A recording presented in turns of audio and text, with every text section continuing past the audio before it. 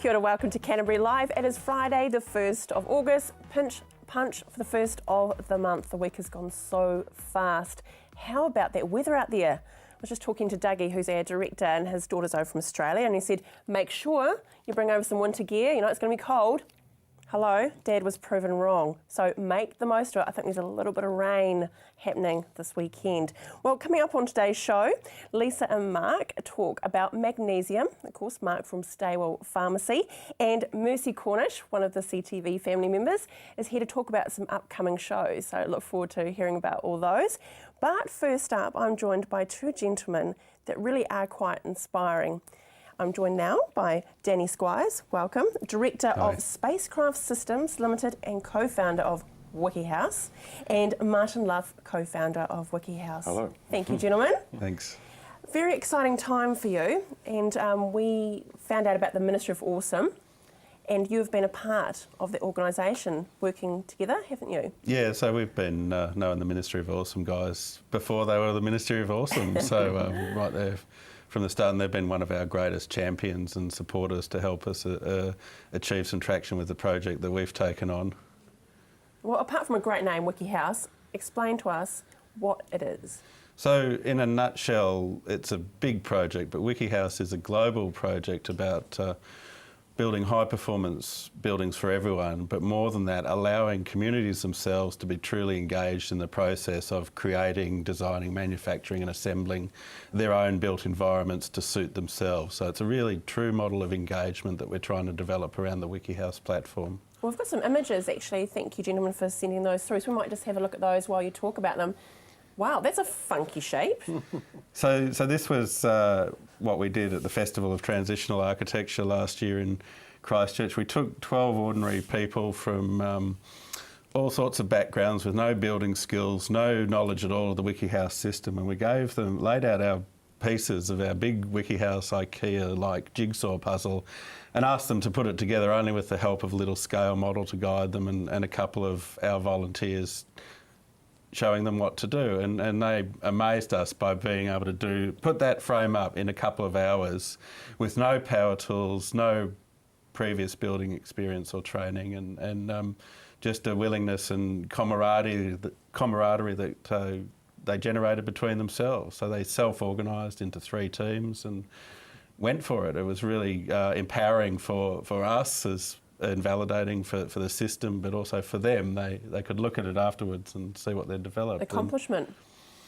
And this is a bit, what we're trying to develop is a system that is a 21st century building system that works for people. And it's about bringing a whole lot of good ideas, technology and methodologies together to create high performance buildings. But the stretch being that ordinary people can be assembling them themselves in a matter of hours and days rather than weeks and months.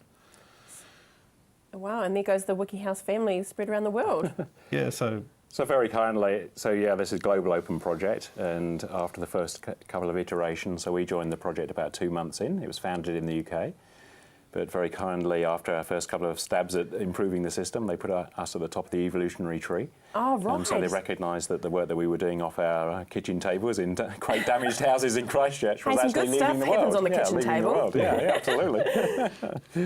So there must be some challenges, though. I mean, it sounds rather romanticised and great. There's pieces, they all put it together. It was so lovely, happily ever after, but there must be some challenges, surely. Yeah, so the biggest challenge is to make it look that simple and work that simple, and that's the development work that we're undertaking and have been for the last few years. We've been firstly part-time, but now Martin and I, on a full-time basis, are trying to lead the project in New Zealand.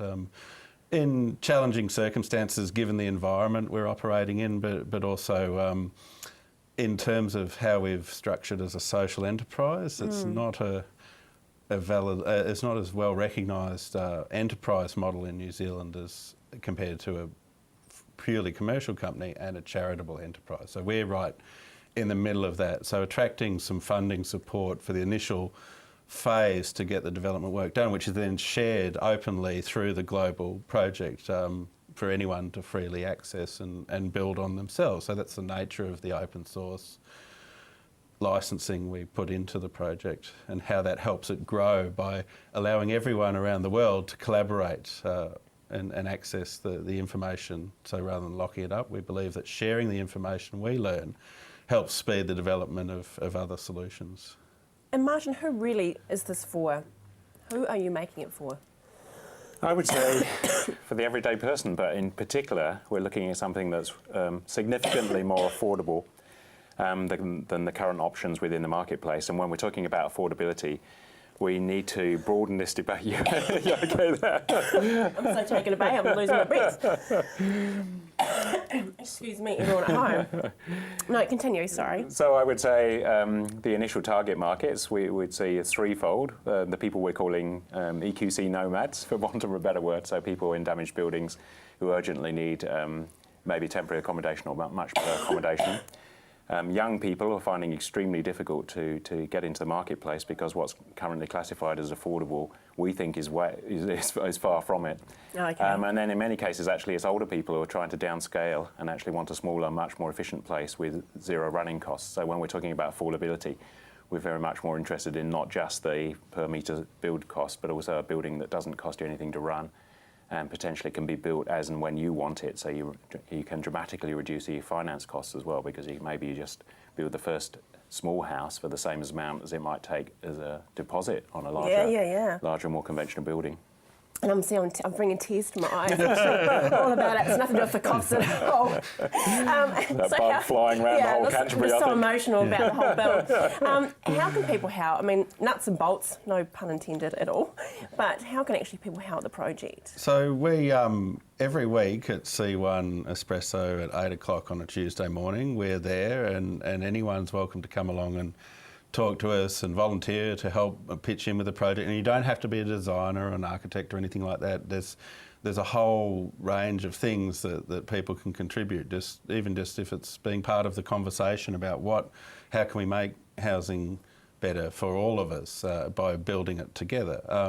Obviously, funding support and partnering with like-minded organisations. We're always looking for people to come on board and help us achieve those goals, because prototyping buildings is not a cheap exercise. They're quite big and expensive, but we're trying to share the benefits back to the community of the work we do. So. And that's very clear, and I really, really congratulate you on following your dream, and I look forward to hearing how Wiki House develops. Thank you both so much for coming on, and enjoy the party tonight.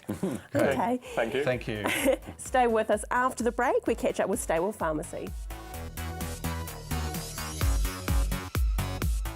Southern Newsweek is an Otago-based news bulletin. Produced locally in Dunedin, it's your chance to catch up on everything that's happening in the community.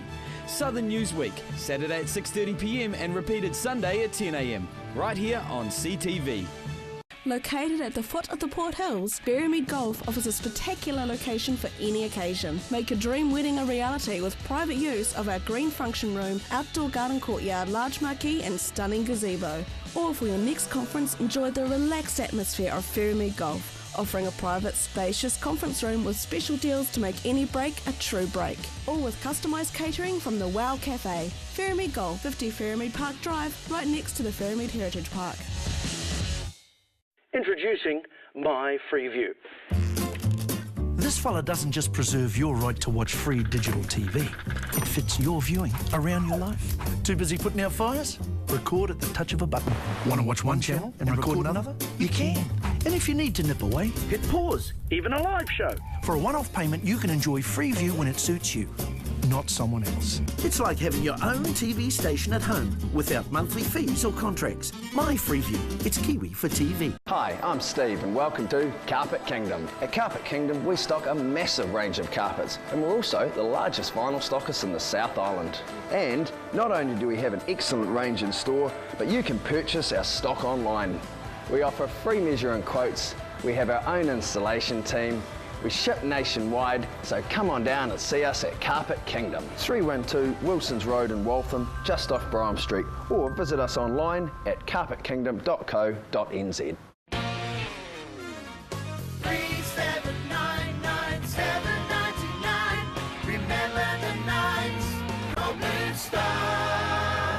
Our new companion package is a personalised service for those that need extra help and support. A cost-effective solution for someone who needs more than just a taxi driver. Our drivers are handpicked from our experienced team and specialise in providing the right support and companionship. Home safe every time with Blue Star Taxis.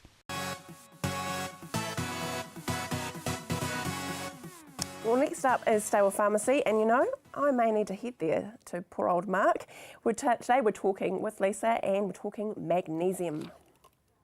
Joining me now is Mark from Staywell Pharmacy. Welcome along. Hi Lisa, thanks. No problem, thank you for being here. I understand you're going to talk to us about something quite important today. I am. It's about magnesium. Right. So many people have probably heard about magnesium but may not understand just how many processes in the body it's used for. It's used for over 300 reactions in the body. Wow.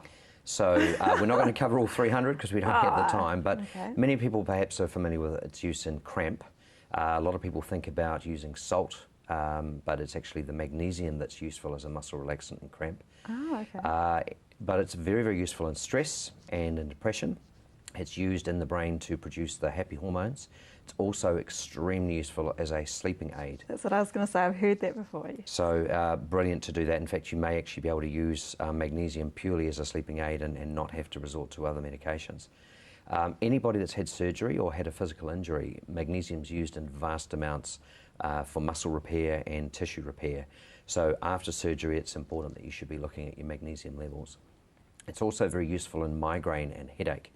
A lot of people taking some very powerful painkillers for migraine, and they actually can take magnesium plus plenty of water, because dehydration is one of the other big things, and be able to sort that out.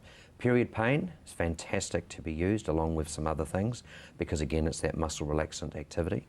And a lot of people who are experiencing hormonal fluctuations, again PMS or period pain, but other hormonal controls, again related to depression and mental health, using magnesium as part of their treatment can really be helpful. I've never ever heard of using it for any of those things before, so And that's just a smattering. Now a lot of people want to know where you can get magnesium from, so you can get it from avocados, from bananas, obviously green leafy vegetables. You can get it from soy, you can get it from whole cereals and grains, you can get it from dried apricots. The problem with some of those things is, like bananas, high sugar content, so also high potassium. So if you're wanting to supplement with magnesium specifically for a treatment, you may actually be taking other things that are too much of what you need. Ah, okay. So you also need to think about, am I using magnesium just as an everyday, just to keep me going, or am I using it to treat an actual condition? And one of the important things we need to think about is, where are we getting our magnesium from, but also the magnesium that we're going to buy, what type of salt it is, and by that what form it comes in. You'll see the range in front here too. We've got tablets, we've got powders, we've got capsules, we've got an oil that you can actually apply to the skin. So there's something there for everybody, and all the magnesiums that we stock in the pharmacy have no magnesium oxide. Now magnesium oxide is a very cheap magnesium, but and most of the supermarket brands you'll find magnesium oxide listed in usually the largest amount, and it's a product that's got about a 4% absorption. So if you're taking a 300 milligram product, it's got 197 milligrams of magnesium oxide, you're getting about 2 milligrams into your body. Wow. So very, very small. The brands that we have in the pharmacy contain no magnesium oxides, and we look at getting the right one for you. You're probably out there to remember about milk and magnesia, the old magnesium salts they used to give you for cleaning out your bowel. Well, of course, if you take too much of that magnesium oxide and it's not being absorbed, it's only going one way, and that's out the other end in a great hurry. So people can come in and check out from you which one they should be taking, which product they should get? Yes, yes. And this means that we can make sure that you're getting the right product for you, it's for the right condition, and that you're going to make sure it doesn't interfere with your medication. Fantastic. So that's Mark from Staywell Pharmacy at 27 Shands Road in Hornby. Thanks, Mark. Thanks, Lisa. No, definitely Mark is an absolute stop if you need to know anything about medical. After the break, mercy, mercy me, we have Mercy on the couch.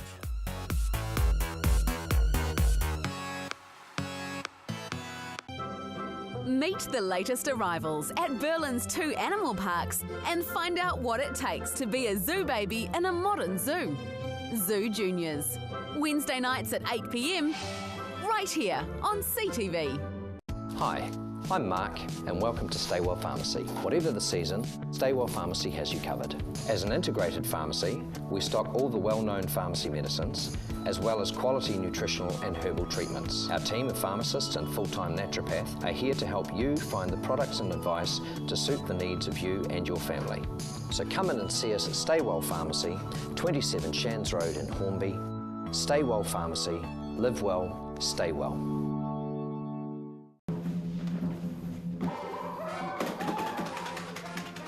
Avoid the monkeys when it comes to relocating. Trust A1 Movers, a family business since 1993 that guarantees a professional job every time. We carefully handle and wrap your valued items, ensuring they have a safe journey. Secure storage and insurance options are also available. A1 Movers, the careful, caring moving company. Oi! Have you seen something you like?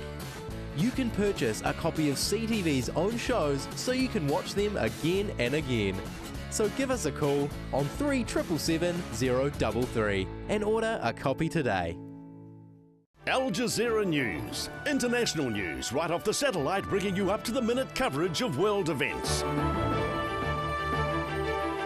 Al Jazeera News. Weekday mornings at 6 o'clock. Right here on CTV.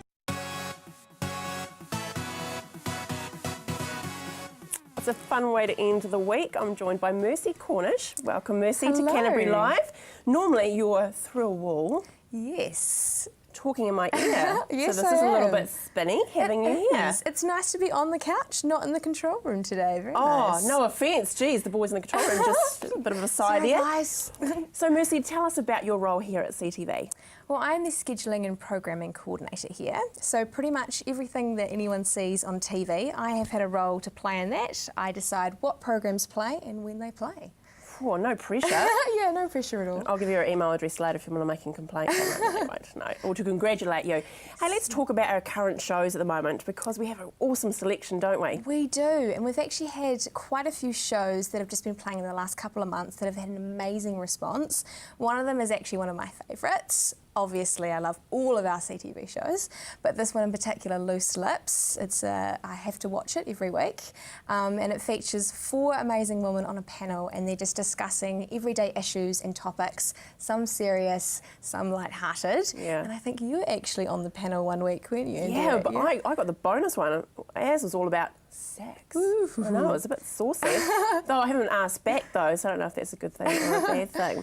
So later on, we're going to look at Loose Lips at the end of the show. But how about, what else is on at the moment? Press Cup Rugby?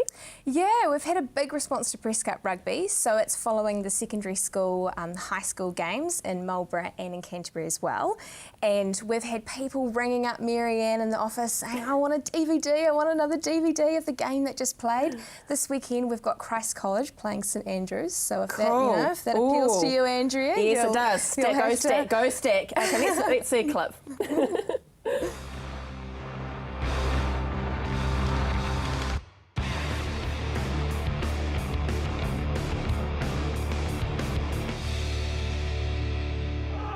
Gonzalo, and the charge by Tamo. Still charging Tamo. Still charging Tamo. Try time Tamo. Made a return to the... Good. It's good fun, isn't it? It is good fun. Yeah. Really good fun. And we're actually playing the semi-finals and the finals of that in the next couple of weeks. Cool. So hold out until then and you can see the big games. And we all like high heels. You love your high heels, I do don't love you, Mercy? my high heels. Every day at work, I'm always in my high heels, and I always get flack from everyone because I actually bike to work in my high heels, which actually segues nicely into high heels in the high country. Well, I think it does. I think it does too, because it's all about women in the rural sectors and all of the amazing things that they do with businesses, so farm-based businesses that are really successful there, and the women that are working in traditionally male-based roles. And it is absolutely inspiring to watch. I really enjoy watching it because there are just some amazing things that these women are doing. Entrepreneurs getting businesses off the ground and doing amazing things. So I would definitely, recommend. Well, let's have a look at them now, Mercy. Yeah. Chocolate, the treat that makes life sweeter. And hidden in the country just on the outskirts of Ashburton is Canterbury's very own chocolate factory. No Oompa Loompas help make these sweet treats though. Bulrush Chocolates run by Nadine Porter and her husband, something she never dreamt of happening. I never thought I would make chocolate in my wildest dreams. I was always the kid that was never allowed in the kitchen because I just was useless at baking or anything like that. I was always creative, but not necessarily a good cook. The mother of 3 started the business back in 2007, experimenting with the idea of what chilies and chocolate would taste like together. Fast forward 7 years, the funky design chocolate is now being sold in New Zealand and Australia. And I popped along to find out a few tricks of the trade from Canterbury's very own chocolatier, starting with the fancy art that coats the chocolates. Using white cacao butter, it's an edible ink developed by Nadine herself. We add powdered colours that are food standard, so they're safe to eat. Yep. We heat them up and then we use paintbrushes and paint our moulds. So away you go, be as creative as you want.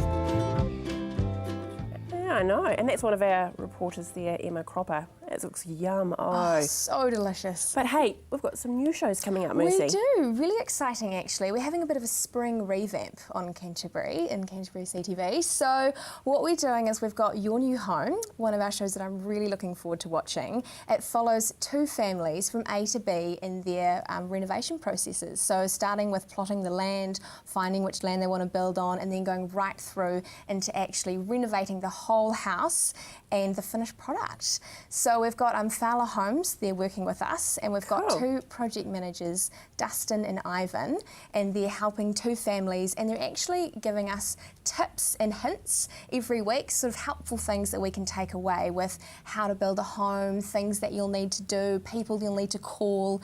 And it's really helpful at the moment because after the earthquakes, there's been lots of rule changes and lots of protocols that have come out of that earthquake that you actually have to do now when you're building a home. And do we have a clip or is it too new? Oh, cool. Excellent. Do we? Oh, geez, this hot is off the press. exciting.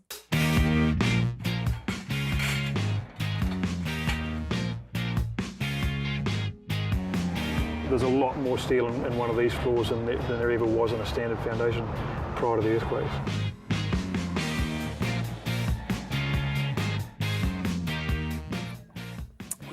Looks pretty cool. Good getting the tradies out there. And how about going north? Yes, well that's featuring the Hurunui, Kaikoura and Waimakariri districts and what's going on there. So events, communities, what's happening, people and places, you name it, it's featuring all Let's in have a that look. district.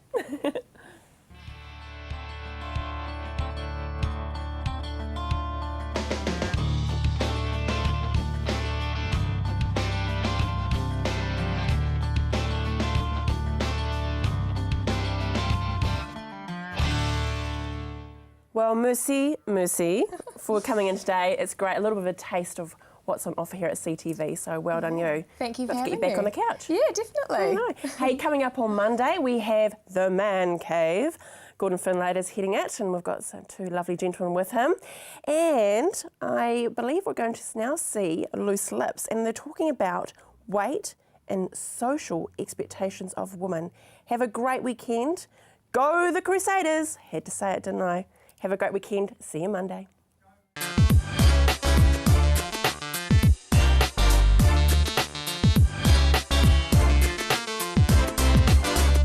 I would like to move the discussion onto image because I think, image is something that's huge for women. There's a photo on the screen just at the moment there of the amount of focus there is on dieting and image and everything else. I mean, that's a pretty good sort of indication of a pretty stock standard sort of a photo. Yeah. Did you know that in the UK that they did this study and they worked out that for yo-yo dieters living in the UK, that on average they try 15 weight loss plans over their lives. Wow. They spend over $7,000 on gyms, fitness gear and goods. And over the entire life, a whopping $210,000 trying to stay and often failing to stay in shape. Wow. And It's a lot of out that the stuff house. just gets stored under the bed. Yeah. Yeah. I mean, I'm not sure. I know for sure that I'm not spending $210,000, on it. Next up, we're talking about the perceptions and impossible expectations that the media and society place upon women to be perfect. Little girls, from the word go, are often viewed as delicate and pretty. And we're talking a lot about the language here.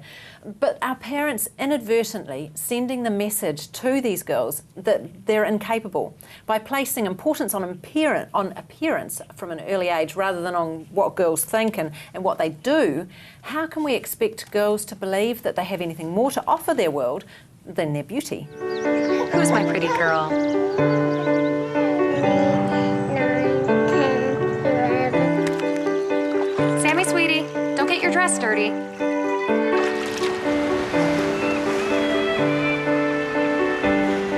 Sam, honey, you don't want to mess with that. Let's put him down.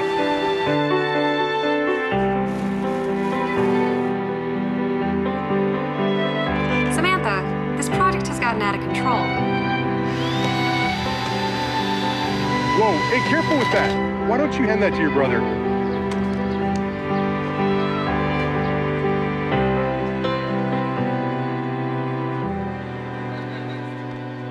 Our words can have a huge impact.